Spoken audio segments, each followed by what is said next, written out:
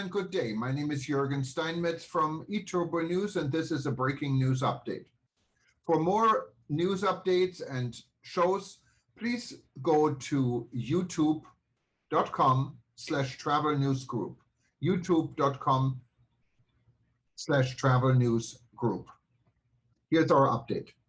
American Airlines urged to change handling of sexual assaults now. In the letter, Ms. Gosling calls on the airline and its management to live up to its own standards, which encourage employees to speak up if they suspect illegal or unethical conduct. An American Airlines flight attendant is calling on the company's top executive to make fundamental changes in how the airline handles cases involving employees who, like her, are sexually assaulted in the course of their employment at American. In her letter to American Chairman and Chief Executive Officer Doug Parker, Kimberly Gosling also informed the airline of her intent to retire, following a flying career that spanned more than 30 years. Her lawsuit against the airline, including accusations of sexual assault and retaliation, is set for trial January 24. "I shouldn't be the one who has to leave," Ms. Gosling writes. "It should be you that left long before now, you and every other manager and individual at American who played a role in making the company's response to my sexual assault yet another attack on me and my family." In the letter, Ms. Gosling calls on the airline and its management to live up to its own standards, which encourage employees to speak up if they suspect illegal or unethical conduct. She also suggests the airline provide additional training for managers dealing with sexual assault victims so that they will no longer ask, as they did in her case, what the victim was wearing when attacked. "I think Kimberly feels an obligation to the women and men who will remain behind at the airline," says attorney Robert Miller of Miller Bryant LLP, who represents Ms. Gosling. Her hope is that, in writing this letter, she can create change at the airline because they certainly seem to need it. Ms. Gosling's lawsuit alleges she was attacked while in Germany by a celebrity chef whom American Airlines hired without conducting a background check. Evidence in the case shows the airline continued to employ him even after it learned of prior allegations against him for alcohol abuse and inappropriate sexual conduct. When she reported the attack to the airline, managers promised to pay Ms. Gosling for treatment and allow her time away from work shifts, as needed. They did neither, instead removing her from her coveted position on the airline's recruitment team, according to the lawsuit. Kimberly Gosling's resignation letter. Dear Mr. Parker, I am writing to inform you that my last day at American Airlines will be December 15, 2021. In truth, I have put off writing this letter to you more than once, hoping against hope I might find another path. But as time has gone on, and the airline I once loved and devoted a career to has behaved so reprehensibly, it has become clear there is no other way. I also debated sending this to you, given your announced resignation and the changeover in management coming in March. But then I thought, no, this all happened on your watch. You're the one who should receive this letter. Here is the real truth, I shouldn't be the one who has to leave. It should be you that left long before now, you and every other manager and individual at American who played a role in making the company's response to my sexual assault yet another attack on me and my family. In short then, you should leave, not because it is time for an orderly transition of management, but instead because what happened to me happened while you were in charge. The people who harmed me are your people. Let's recount just some of what you and your company have done.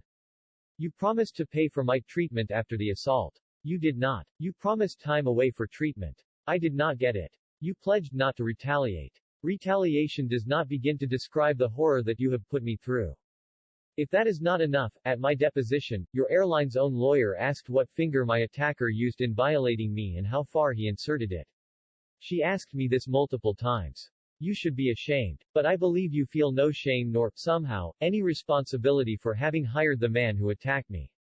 Because I feel responsibility for the men and women who will remain behind at American Airlines when I leave, I am passing along a short list of things you and the airline need to do differently to protect the women and men who work for you. Number 1. Do as you say. Your own standards of business conduct says, if you learn of or suspect illegal or unethical conduct, or if you find yourself in a situation that just doesn't seem right, speak up. Those very same standards say retaliation will not be tolerated. That sounds wonderful, perhaps because someone in HR is a good writer. The problem is those words are utterly meaningless unless the airline is going to back them up with action.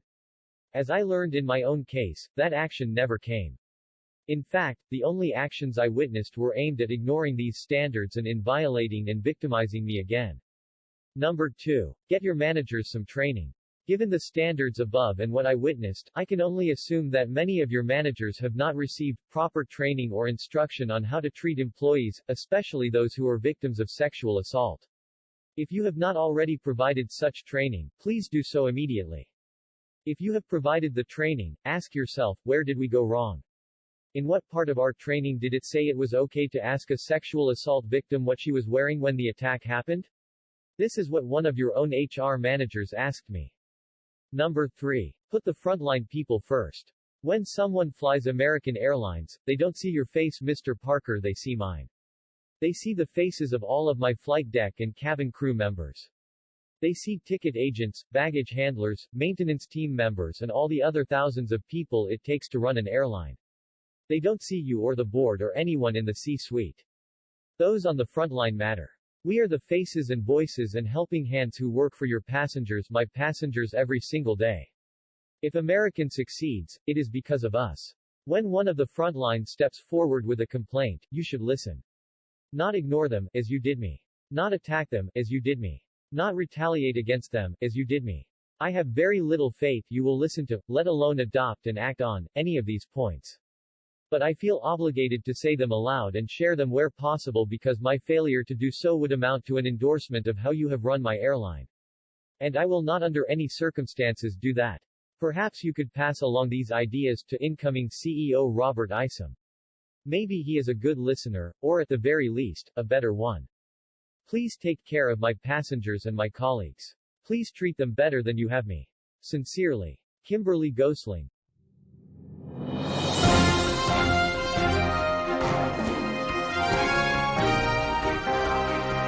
Thank you for listening to our news update.